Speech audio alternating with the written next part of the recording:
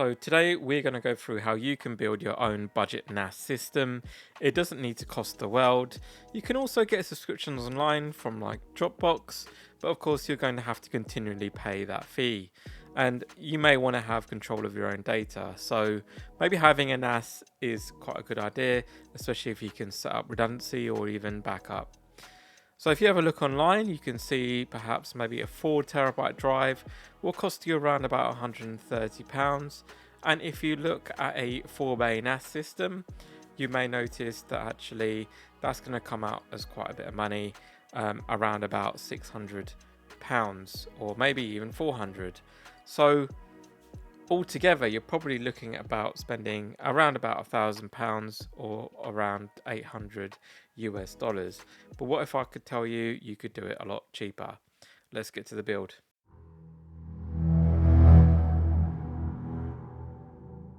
CPU, I'm actually going for an A10 processor. It has 4 cores, integrated graphics, it operates on DDR3 and has a turbo clock of 4.3 GHz.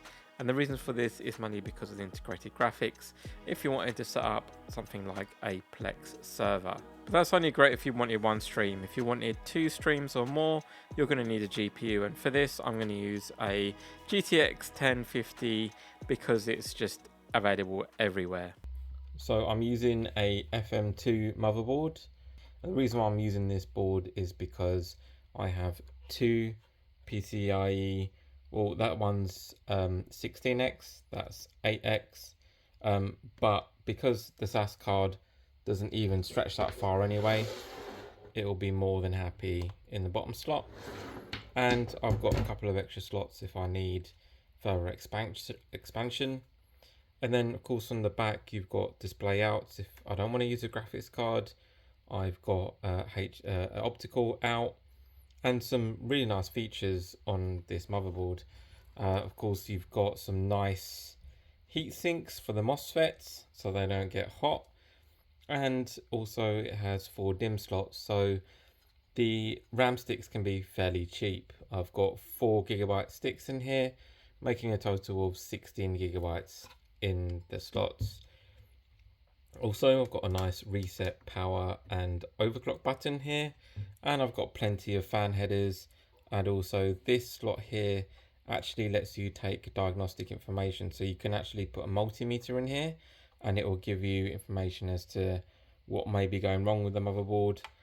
And the other point as well is, even though I'm going to use a SAS card with 8 outputs or connectors for hard drives, I'll have an additional 8 SATA ports for SATA hard drives in here as well. So in total you probably could connect up to I'd say 16 drives on this board. And overall, you know, instead of this going to e-waste, which is actually a really nice motherboard, it will get a new lease of life as a NAS server, Plex server, Unraid, whatever you want to call it.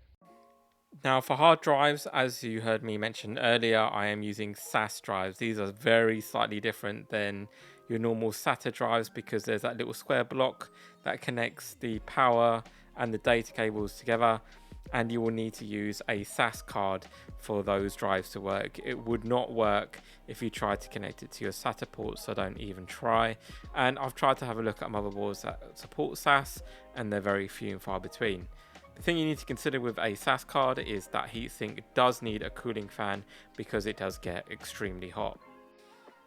The other thing that you do need is some SAS cables, and they come up with these special connectors on the end that connect to the SAS card, and then you have the connectors that connect up to the SAS drive, so that just plugs straight into the back, and then you just have normal SATA power cables that connect onto the back of the SAS connectors. Fairly straightforward and easy to implement.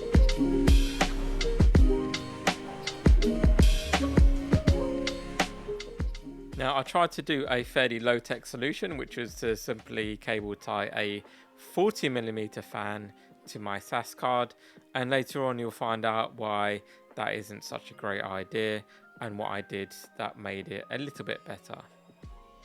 Now it's a great idea to use some of these old cases especially from the year around 2000. You can probably find them on Facebook Marketplace, and the reason for that is mainly because this sheer amount of drive bays you have on the front of these cases. You're not going to get that on some more modern cases, and also there's a huge amount of PCIe slots on the back, so it really does help if you needed to add a huge amount of cards on the back or a whole load of drives on the front. Now, what I decided to do was cheap out a little bit and 3D print some adapters so that my drives can fit on the front of the case. So this is literally everything that I'm going to be using for this build. You can see there's quite a lot of parts involved, and later on I actually changed some of the parts because I wasn't happy with the sound levels. So let's accelerate the build and watch me build this PC in extra fast time.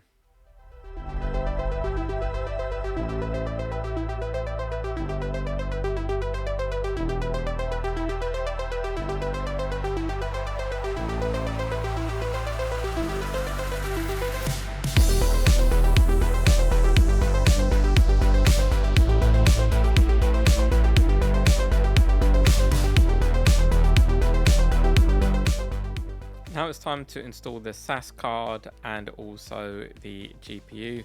And what I learned later on is actually the SAS card needs to always be put into the top slot, and unfortunately the GPU needs to be put onto the bottom slot. So don't do what I did here, because later when I found out the SAS card just didn't boot to its BIOS screen.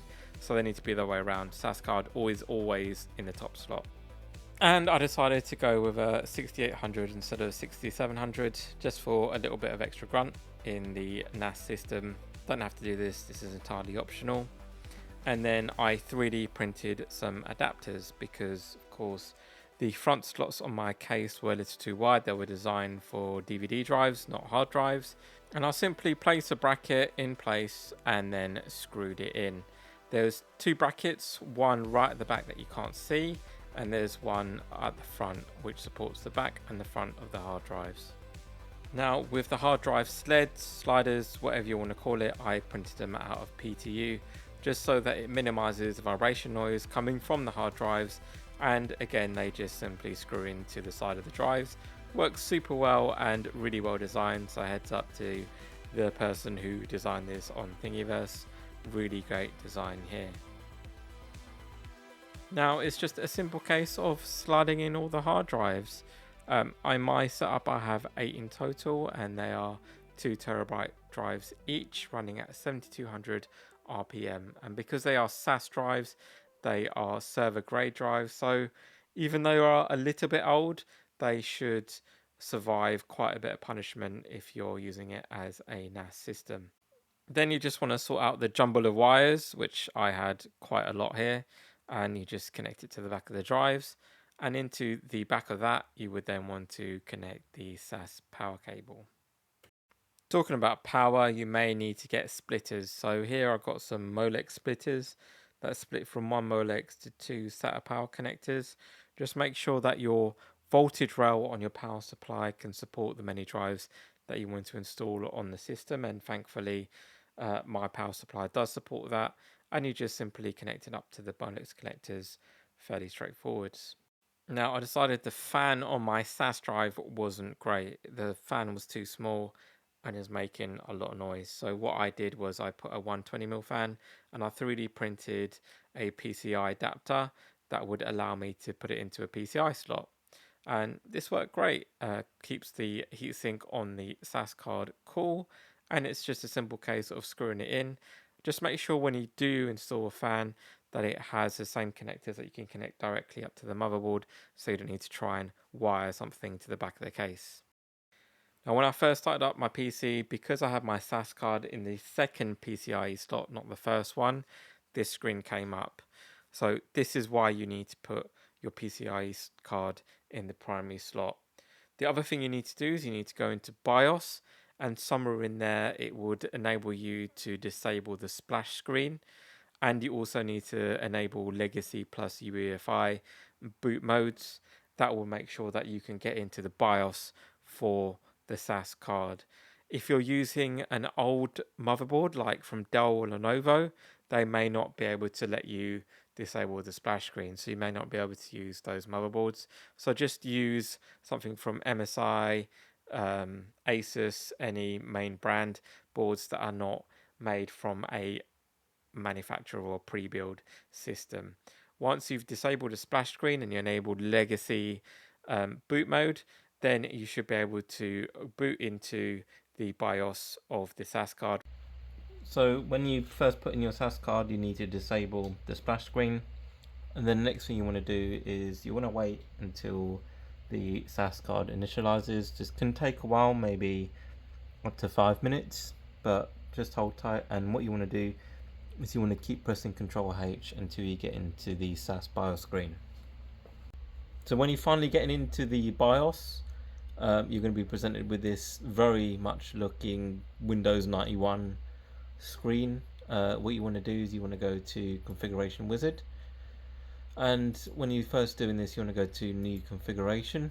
That way it would clear out any existing configurations you may have, or if you're adding additional drives, you can do Add Configuration if you need to, and go Next.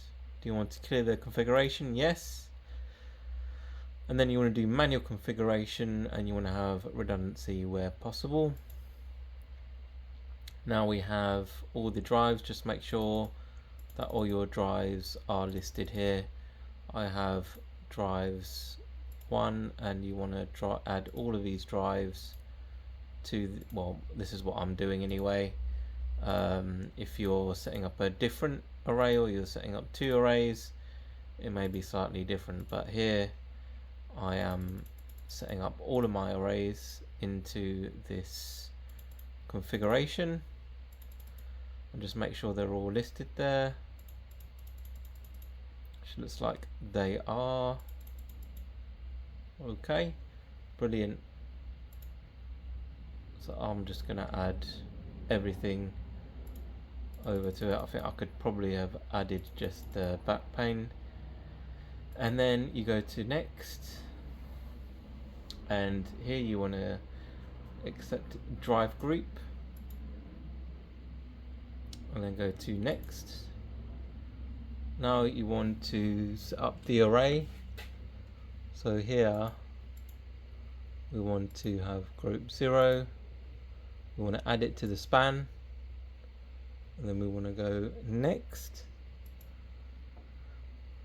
and then we want to have it as RAID 5. RAID 5 is good for when you're having a Plex server. Rewrite possible, and then you want to select the size, and you want the size to be 12.7.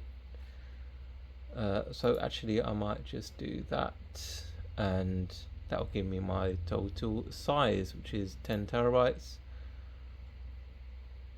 Yes. So write through mode, always write back with BBU. I'm just going to keep it as write through mode. Go to Next, and then we're going to have this as our virtual drives. So click Accept, save configuration. Is it possible to enable SSD caching? So we will enable, so I can't enable that because I don't actually have my SSD connected, so I'm gonna have to cancel that for now. And we should have our drive now set up. Now what we'll do now is we will turn off the PC, connect our SSD, and it should boot into Windows, and we'll see our drives available there. So let's do that now. So once you get into Windows, all you need to do is go to Disk Management. Your drive will be there. You need to format the drive, and then once it's formatted, it's good to go. And this is a final result. I changed the CPU cooler to a larger AMD cooler because the last one was too loud. I changed the fan on my SAS drive because, again, the smaller fan was far too loud. And this is the end result, and I am super happy with 16 terabytes. That didn't cost me an arm and a leg to put together, and buy. So if you want to do something like this, let me know. Let me know what you might do differently. If this really helped you out, please like and subscribe. It did take a bit of tinkering for me to get this working, but once I figured it out, it was well worth it. If you like this video, please like, and I'll see you in the next one. Thank you for watching.